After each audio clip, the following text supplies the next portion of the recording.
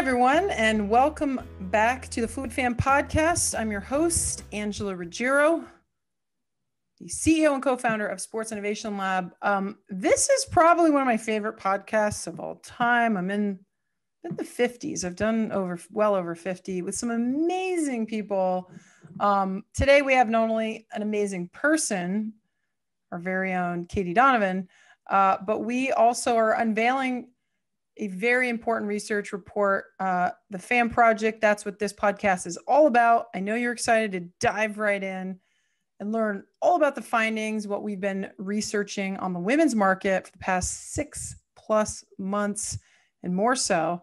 But before we dive in, if you haven't had the chance to read the report, download the report. It's a nice accompanying piece of material to this podcast. Go onto our website, thefamproject.co, and download the FAM Project report. You can always go on to sportsilab.com and check out all of our research, including this report. But again, download the FAM Project report, skim it, come back, and then listen up because we're going to go deep today. This report, I'm going to take a step back.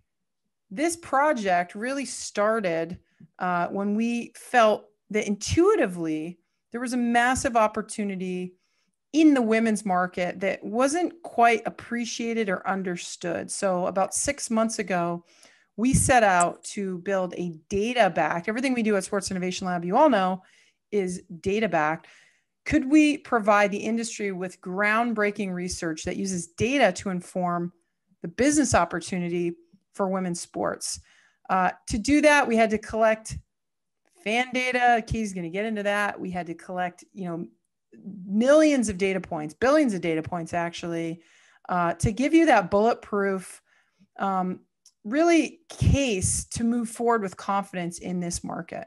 So I'm excited to dive right in. Let me first introduce our guest today. You haven't heard her yet, and you will. She's a very special member of our team, brains behind our data, Caiti Donovan, the VP of Data and Insights at Sports Innovation Lab, who's going to walk us through the FAM Project. Caiti, welcome to the show.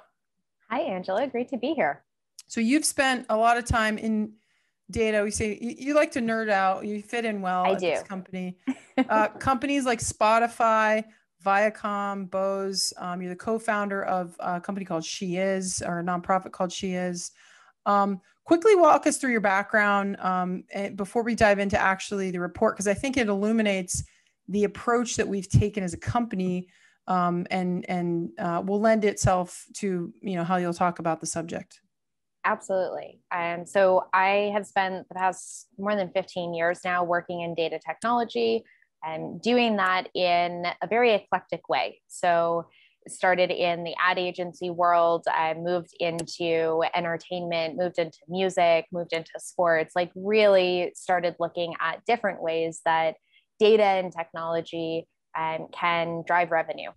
And more specifically, within probably the past decade or so, I have focused on fan behavior specifically. So when I was at Viacom, that was fans of SpongeBob or the Jersey Shore, things like that, fans of entertainment properties and IP. How does the data around fan consumption of that IP really translate into revenue and licensing opportunities? Then when I moved to Spotify, it was all about music fandom and fans of music and how they were adapting in this new tech forward space and in this new kind of streaming audio space, and really starting to build out a lot of the understanding around how trendsetters really adapt this space, how they lead that space, and how we can see different behavior and mood-based things show up in the data, and how we can really humanize data in order to understand fans at a deeper level, understand the human behind the device, essentially. And then when I moved into sports, it was a bit of a passion project for me. It was founding She Is, really looking at how I've been working with data and technology over the course of my career and saying, I'm a marathoner myself. I was a 5-time athlete in my youth. I am the epitomal sports fan, and kind of really, have been constantly in tune with the sports landscape, but really passionate about making sure that there is equity in this space, and how can we more deeply and at a larger scale entice and engage fans with women's sports and what that landscape looks like. And probably most importantly, how can we drive the business case around fans of women's sports and the larger women's sports industry. So you're perfect for this. Great background. Obviously, understanding everything we do at Sports Innovation Lab for our listeners is always around the behaviors. You know, we've broken apart fan engagement for many years through this behavioral analysis, and now we're putting more teeth to that with this data, with this report, and with your expertise, Caiti. So excited to dive in and lean on some of those insights you gleaned at Viacom or Spotify. So to kick it off, then the fan project again is I think passion for both of ours. I was 4-time Olympian. I played. I was an elite athlete for many, many years, and could intuitively see that there's this business around me that, we could pack stadiums. There was a lot of interest, a lot of demand that was really unmeasured, unseen, and not a lot of supply. The industry hadn't, and slowly is getting there. But, the goal of, I think, the fan project then is to say these fans of women's sports are out there. Can we find them? Can we measure them? Not in a survey-based way where they might lie or not be, really in-depth understanding of the market, but in a real data-driven way. So again, this isn't just, I want to drive investment through this report, not just as the, nice thing to do, the right thing to do, corporate social responsibility budget, but more through the notion of this is smart. This is the bit. Yep. There's a huge untapped business opportunity.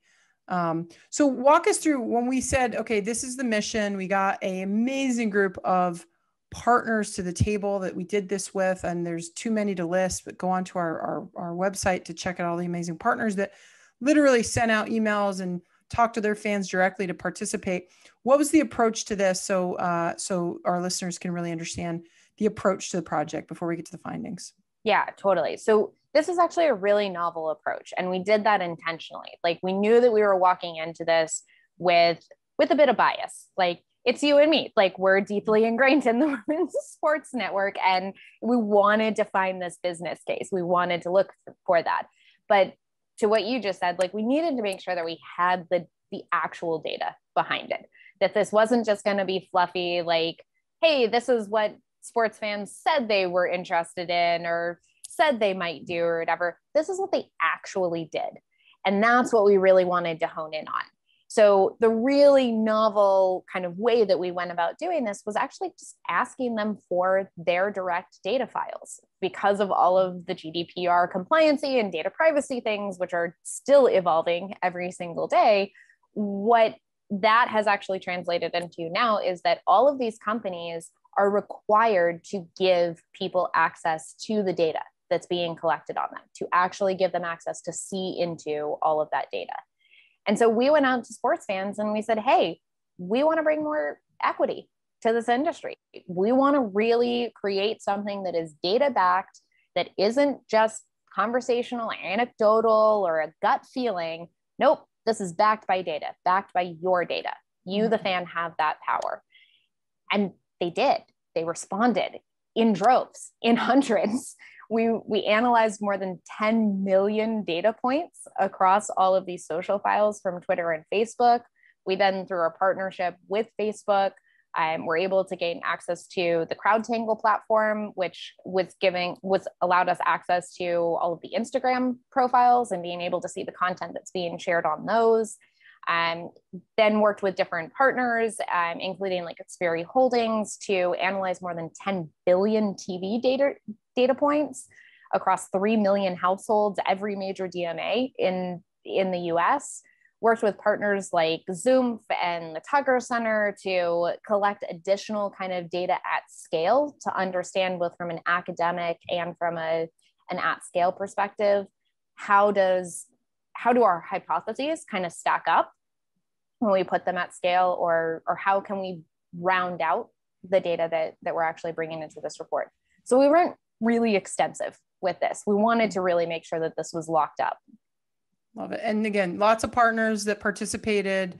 It isn't just one data set. It's a multiple different streams and partners that helped us aggregate this. I'm a team player. It takes a team to do big things in life. So I think we had a great team behind us.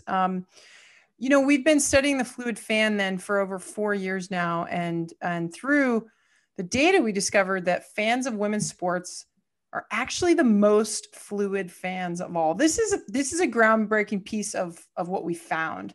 That again, this digitally savvy fan that we talk about every single day on the Fluid Fan podcast was perfectly exemplified in the behaviors that we could measure in these fans. Tell us about fans of women's sports and again, what makes them perfect examples of the fluid fan behaviors that we talk about here on this podcast every single week. So this is actually really fun for me because like having worked in this space, and you've definitely experienced it even for longer than I have, like we have seen how fans have kind of been forced into these digital spaces. And for the longest time, like that's really been a struggle. Like they've been forced into the streaming spaces because they didn't have the linear media contracts and deals. You can't be a lazy fan and be a women's sports fan. Exactly. And that's exactly it. And not only that, they had to educate themselves on this new technology that was coming out because that was the only place where they could access this content. So when the streaming platforms first started to come about and it was kind of just getting up and going, women's sports fans were there learning about it because that's where they could get the content. That's where they knew that they were going to be able to watch their favorite athletes and to watch this content. Same thing with social media platforms. Women's sports didn't have the big marketing budgets and these huge arenas and all of this stuff that goes into it.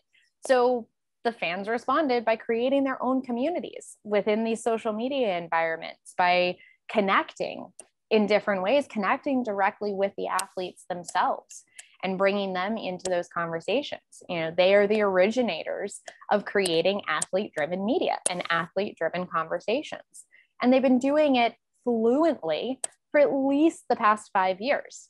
So, and that was actually the biggest surprise to me in doing this research, like having worked in this industry and kind of seen and heard all the anecdotal stuff and raised money in it and all of this type of stuff. Like I would have expected that the past couple of years, maybe back as far as 2018, like that's when we would have started seeing a lot of this uptick in behaviors. We saw these behaviors being exhibited fluently as far back as 2015, 2016. So for the past 5 years, they have not just been doing it a little bit, they're a lot. So they represent this huge and just really robust bullseye, if you will, of what fluid fandom is all about. All right. So the bullseye for sports was a big one. For sports, the most fluid fans have been forced into the women's sports market. These are men and women, right? Yep. The report isn't just women's sports, women fans. It's men and women who are fans of women's sports have been forced to be digitally savvy, exhibit these fluid fan behaviors that we talk about every week. Why is that so important for this industry to understand that 10% that you talk about, that we talk about? Why is that such a big piece of why the whole industry should pay attention to this report? So what we're calling them is early adopters. Other industries, like when I was at Spotify, we called them trendsetters, and sometimes they're referred to as hyper users. But like the kind of core and crux of it is that within any given fan focused type of environment where there is fandom of something, a lot of times what you see is this kind of core, again, bullseye group that typically only represents 1 to 10% of the total fan base, but they can drive as much as 50 to 80% of the revenue. So you're talking about this hyper user group that, because they're navigating this space so fluently, because they are the ones who are engaging at the deepest levels, that 50 to 80% of revenue comes from their own spend. It comes from the spend that they influence in their community. It comes from how they're engaging with the different brands and what they're exemplifying for other fans. But they're a really important group to understand.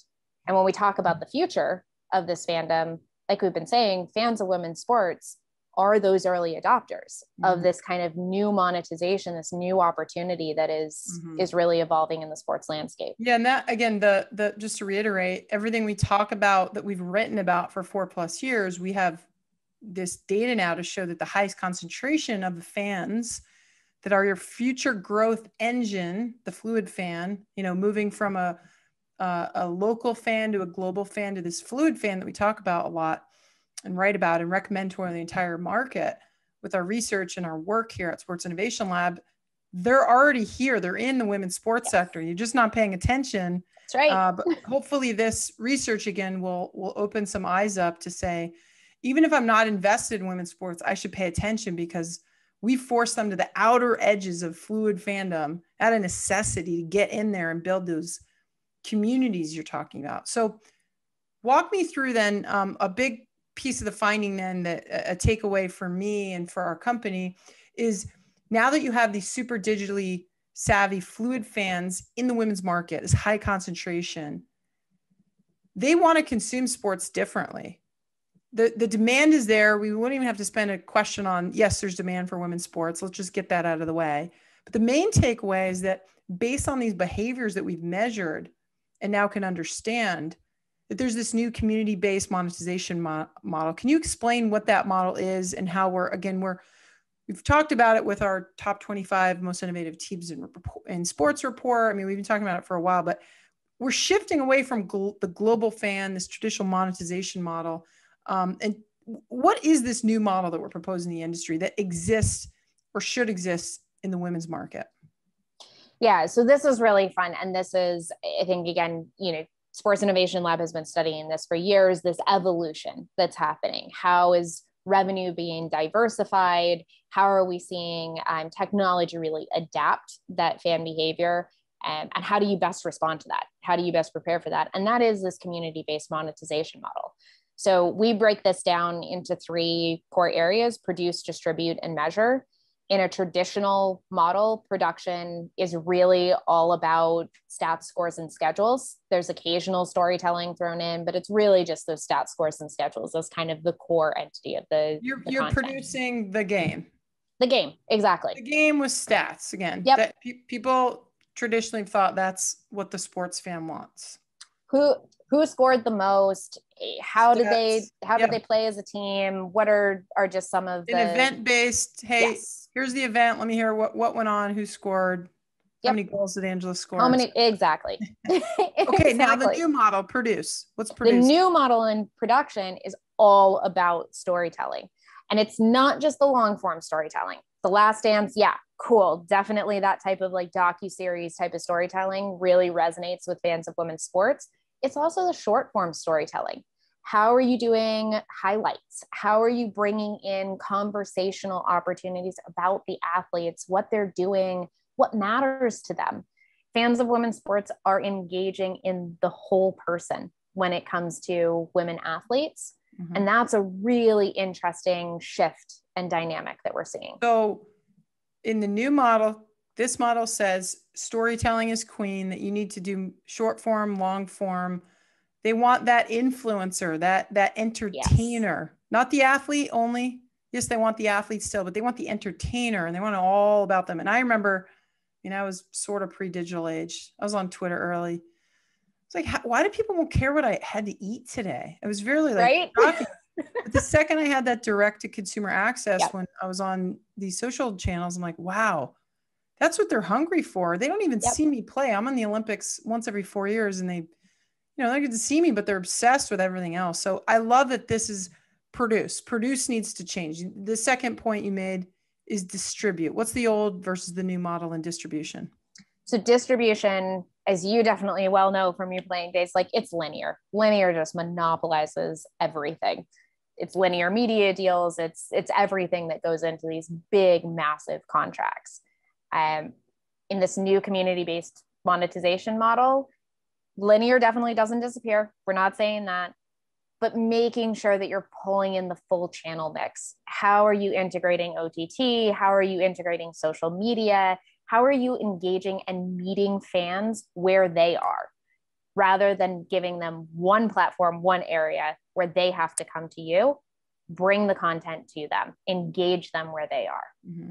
And athletes is one of those channels too, I thought. Yes. Plays off of our athlete-driven media research, but you could see that in the data. Absolutely. And we did see that in the data with a couple of the different stats that we share in the report. And then finally, from a measurement.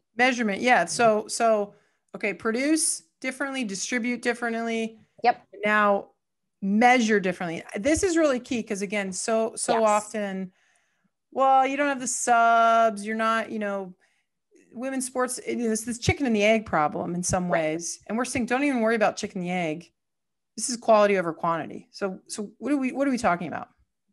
Totally, like nail on the head. Like traditional model is all about the quantity, and it's all about it's eyeballs on screens and linear screens of that and butts and seats. And that's really, those are the metrics that matter. And that's consistently where women's sports gets compared, and they lose out because that world was not created for them. They're still early in their overall evolution. Like there's a timeline contingency here. Like that's not a world that they necessarily fluently play in. It's definitely, the demand is there and it's getting there. But what we're looking at in this community-based monetization model, again, based on real fan behavior, is the depth of the engagement that fans of women's sports have with the content, with the athletes, with the teams, the sports themselves. It goes deep. Brand affinity is higher, 2 times as high in most cases, if not more, for brands who are sponsoring women's sports. Even when they're sponsoring men's sports too, their engagement that they're getting from fans of women's sports is usually 2 times higher than what they're getting from the general sports fan. We're seeing this real focus on quality and on making sure that the quality of that engagement really matters. And paired with that is really being able to measure and monetize against fan value alignment. So purpose-driven conversations. We're seeing now across the marketplace, not just in sports, across industries, how purpose-driven conversations drive revenue. And not just CSR stuff, not, we're doing stuff for good, for right, whatever. When you really dive deep into that storytelling around societally based conversations, you get brand affinity and increased revenue. So what we've been saying for years, that fluid fans follow their values. You have data to do that, which I love. That's right. One statistic that I loved on the quality before we move on, households that watched women's sports, the WNBA versus the NBA, and the quality. Can you talk about that, the 46 versus 58? Yes. So we analyzed all of this TV viewership data, but we used kind of that petri dish moment of last year when you had almost all of the sports leagues on at the same time in like that August, September timeframe. And it's the first time that that's really ever happened in the history of sports. And what we saw first off was that nearly half of all households watched some form of women's sports content during that time frame. But what's really cool is that then when we looked at, okay, let's just take basketball as an example, the sport of basketball. The playoffs were happening across August and September for the WNBA. NBA fans watched through about 46% of a given playoff game when we averaged it across all of the games. WNBA fans watched through 58% of a WNBA game. So they're staying for longer. They're watching, they want to engage, they want to watch these athletes. And for brands and media, that's really important. There's not this drop off. There's a real quality of engagement that's happening there with the fans. I love it. All right, Caiti, the community-based monetization model we're proposing, that's the model of the future, but a lot of our partners have already expressed or delivered on elements of it. Can you walk us through what you've seen and learned and through this process? Yeah, so I'll highlight a couple of different really kind of solid examples here, what we're seeing in the market. One has definitely got to be WWE. They just exquisite storytelling that they do around their entertainers, their athletes, is bar none. Like they have been doing it for years. It is the literal core of their business and how they build those storylines with fans, and probably maybe most importantly, how they let the fans interact with those storylines and help dictate where that talent ends up going in terms of how they evolve through the organization. So I think that's a perfect example of just how storytelling is queen and how that can really net profits and net opportunity. And the next one I'll bring up is, I think, what WNBA is doing in terms of especially what they did last year, again, leaning into storytelling, but doing it in a multi-channel perspective. So when we talk about distribution and really leaning into the social media spaces, leaning into OTT, all of their media contracts have always included both linear and streaming as a core part of those deals. They have always leaned in, and they definitely leaned in last year when there were a lot of the racial justice conversations happening, pay equity, women's empowerment, a lot of different conversations, voting rights, and everything that happened with Vote Warnock. Like, they leaned heavy into the social media atmosphere and the community that they created there. They turned an entire state blue for the first time in like however decades. Like, that's powerful. And that comes from that. I mean, at the end of the day, sports community. I mean, you might have historically done it in a live setting, but what this research has shown is if you can build those right digital experiences at home and through these different channels, and WWE is a great example. That's where the future growth opportunity is. Any other examples from our partners that, highlight leaning in, UFC, LPGA, AU? I mean, we could literally go on. We could just do a whole podcast on all the great work that they're doing. And we're going to continue to highlight some of this work in the next few months of our partners, but anyone else that you want to highlight that's speaking to this community-based monetization model? I think LPGA does an excellent job in terms of how they are currently quantifying and measuring the impact of both their athletes and their fan engagement. So they have really dug deep on being a data-driven organization, and all of their conversations with sponsors and partners and media, they come from a data-first approach. But they do look at, again, when we talk about that measurement pillar, they look at the quality of the engagement. They go way beyond just impressions and pure quantity of eyeballs on screens and stuff like that, and go deep into how they're engaging through their Drive On campaign, through the work that they've now done around their tie-dye hoodie, through the work that they are doing in partnership with other organizations like USGA and their girls golf program. Like, they've really gone deep on how they look at engagement. I have a question on just that. The National Women's Soccer League had like the biggest spike in viewership. What is that? Because they leaned into this model? What do you believe caused that massive spike last year? A big part of that massive spike was because they were able to unlock consistent, accessible content through their new partnerships with CBS Sports and with Twitch. Through Twitch, they completely took off the paywall for all of their international audience, and they have a huge international audience. So now all of a sudden there was an easy, very accessible way at consistent times that everybody was able to go and consume that content internationally. Domestically, they did something very similar. For the first time, NWSL was on the big channel, CBS, was without a paywall, without having to download anything. There was access to that content.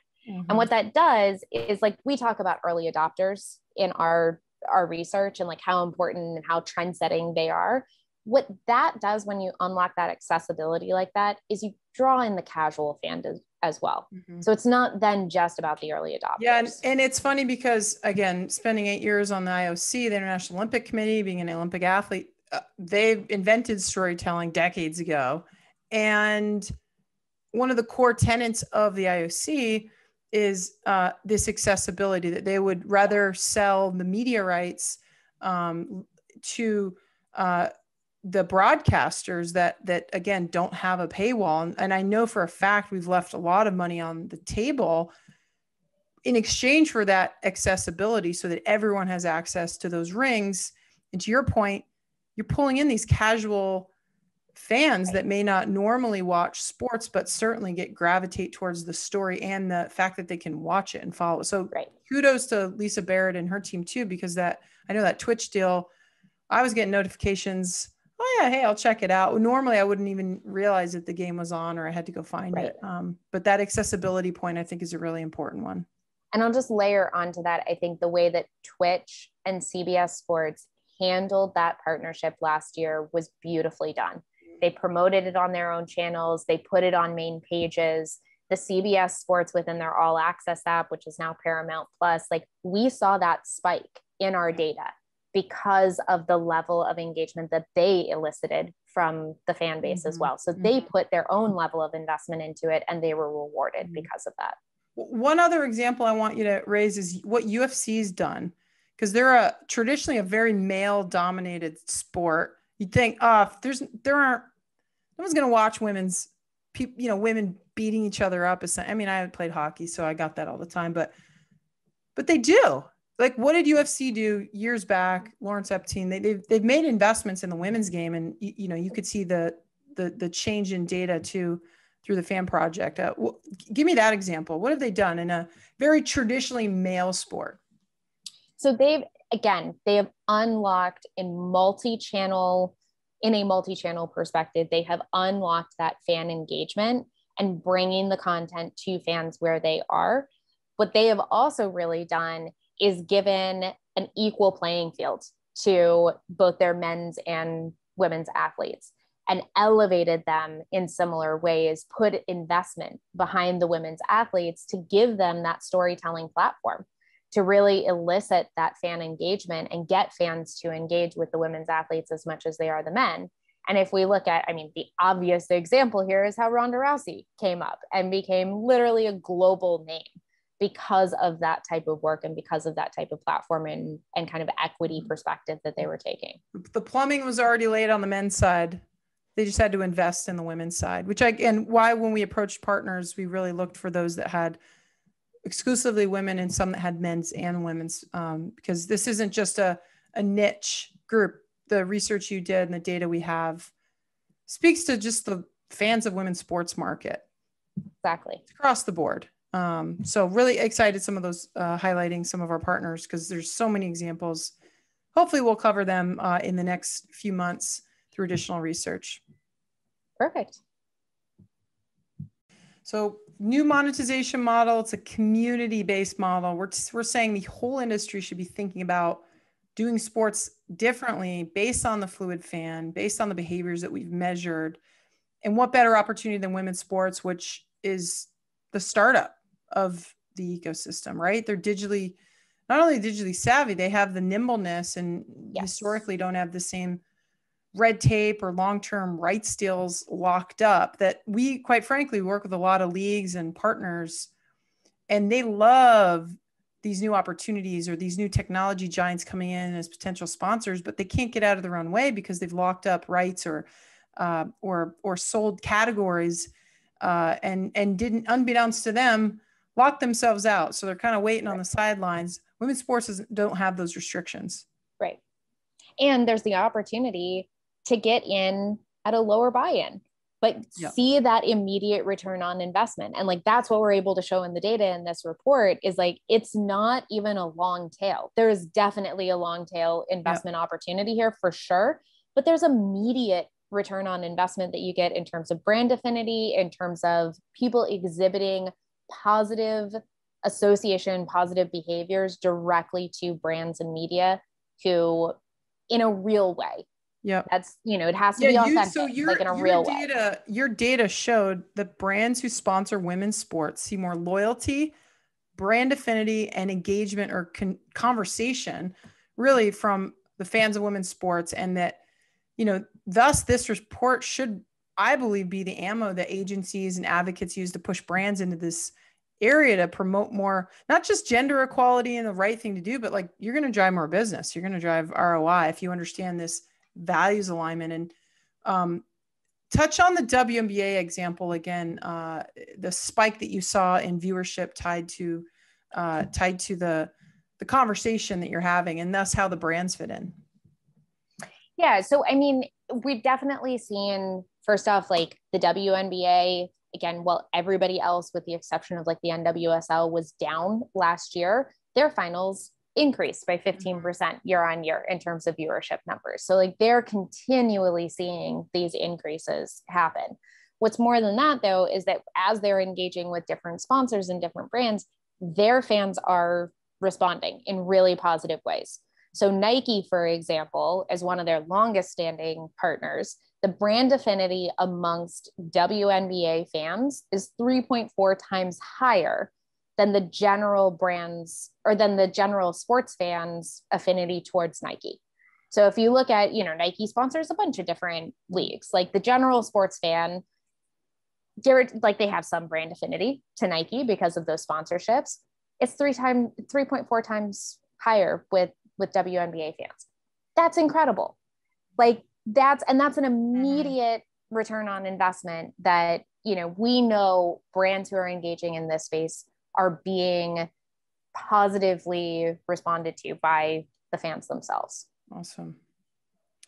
I want to give you an opportunity to talk about one or two specific behaviors. So those that have always thought about demographics, this is the first time you're hearing about, again, behaviors. Hopefully you've been listening to this podcast. I talk about it all the time, but one that really scored highly in this study was co-watching. And why is it so important to understand co-watching as a behavior? Tie just co-watching as a behavior to this report, and why, again, leveraging your Spotify, your previous background, Caiti, why the industry should think about behaviors and use co-watching as an example in this case. Yeah. So I'll answer the second part first. Behaviors matter because it allows you to humanize data and humanize your approach to fans themselves. When you're just setting up demographic profiles, we believe that our ideal fan is Bob. He lives in Indiana. He enjoys basketball. He is age 35 to 45. Like all of those things are very generic setups that put people into boxes and don't actually acknowledge them as whole people and as very dynamic people, which we all are. That is the beauty of being a human being. So what behaviors allow us to do when we can start to really look for different trends, different patterns, different things that speak to a behavior, like co-watching, for example, that starts to unlock more authentic, more deeper and more kind of resonant ways of fans interacting with different brands, with different sports properties. What you're talking about, what we do is you're building the relationship. That's right. Through technology, by understanding the behaviors that are being affected by technology or enabled by technology. Exactly. And playing into that as well, and like one of the things that we dive into in the report is it's a combination of, there are societal factors, there are different things that are happening, conversations that are happening within society, shifts that we're seeing overall that parlay directly with technology and technological advancements. And the combination of the two creates this different shift in behaviors, how fans are coming to the stage, how they're showing up, how they're engaging with these different platforms, with different athletes, teams, etc. So if you want to know how technology is changing fan behavior in women's sports, read the report. More broadly, that's what we do at Sports Innovation Lab. If you're trying to figure that out for your organization, whatever the organization is, that's what we specialize in. Just to be very clear, that's the data that we're analyzing and providing to the market. Do you have any closing thoughts, Caiti, in terms of where do we go from here? Because I think, this is, I believe, groundbreaking. We launched it on February 3rd here in the US, National Girls and Women's in Sports Day. That was done on purpose. We're releasing it today, June 21st. We're all But where do we go from here? Because I believe this day will hopefully be remembered as the day where the industry took a step back and said, we're leaving billions on the table. We haven't been doing it right. We've been lifting and shifting the men's model and underinvesting in that model and hoping that a market miraculously shows up, and when it doesn't, oh, I thought that, you know, it's just, we haven't been set up. Women's sports hasn't been set up for success. This research is saying, no, there's actually a market demand. We got to do things differently. So what's your vision for what this report will do, how the industry should think about it, and, you know, where we'll be if we go in the right direction, you know, 10, 20, 30 years from here? There's two parts to this, really. One for me is I think that it is finally a data-driven report, a data-driven narrative to back up what you have been shouting about, what I have been shouting about, but what women's sports at large have been shouting about for many years. They've been having these conversations anecdotally. They've been going off of gut feelings, and they've been trying to translate this into pitching this to partners and pitching this to media and different things based on anecdotal moments and on a lot of gut feelings. And now we have real data. Now we have real observational data to back up a lot of those conversations that have been happening over the past few years. So that's the first piece. Like, my hope is that this immediately has an impact for all of our partners in the women's sports landscape, that they now have real data to pull into their pitches, to pull into their conversations. My second piece for this is really about the larger industry. We are seeing this evolution happen. We know that fluid fandom is real. We can see these behaviors really transforming how the industry is able to monetize. And so what I'm really excited about is what this means, not just for investment in women's sports, because I think that that can be a great, again, learning mecca for people to really future-proof their businesses, but for the long term. It's giving us a lens into where fandom is headed at large. And that's a monstrous opportunity for any organization that is in this industry and beyond. So high level, the industry is changing. We've unlocked that through not only the last 4 years, but through this data now. Fluid fans are different. You need to understand their behaviors, not their demographics. But women's sports is on a freaking rocket ship right now. And if again, you really can understand those behaviors, because you can't just build the same model. You got to really understand and build experiences against the behaviors that you've identified through this research in the Fan Project. And I'll echo what you just said. I hope this research allows our partners, sponsors that are kind of leaning in, but want to lean in harder, media that want to build these experiences, want to invest in, want to buy rights, to go quicker and faster. And they understand there's money to be made. I'm just going to say it again. Money. I'm okay. I'm afraid saying it. I'm not afraid saying it, because this is about the business of sports. And yes, it's absolutely the right thing to do. So let's just, again, get that off the table. Yep. But we're talking about, you don't see it. And by the way, when money comes in, players get paid more, you know, everyone has more opportunities, all the good things that come, more young men and women get to look up to female role models. I mean, all the good things that come when women's sports flourish.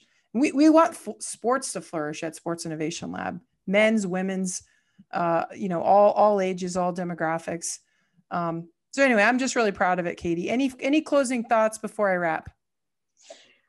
Just that I share your pride in what we're doing. I share absolutely your pride in what this report means for the industry. And I am so excited for the industry to see it, to digest it, to use it. It's a how-to guide. I want them to use it. And there's that opportunity. So let's go forth and conquer. Let's do it. If you can see it, you can be it. Yes. Origin King. You can see what the path should look like now. Community-based monetization model built off of fluid fans, your future fan, a lot of money to be made in women's sports. Caiti, thank you again for giving us an in-depth look at this baller presentation, the Fan Project. Thank you again to all of our partners. You guys are amazing for being a part of this. Time is now to invest in women's sports. So if you haven't, give us a call. We are here to help you drive that strategy. That's what this data is all about.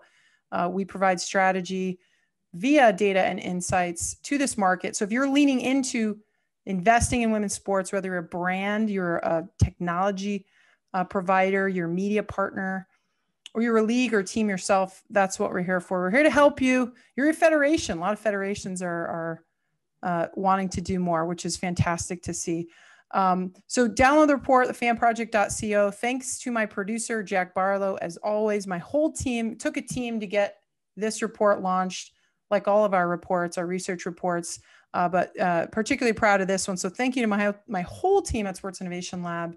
And thank you for being a listener today on the Fluid Fan podcast. You can always check us out at sportsilab.com or any of our social handles. Till next time, I'll see you on the Fluid Fan podcast. I'm Angela Ruggiero.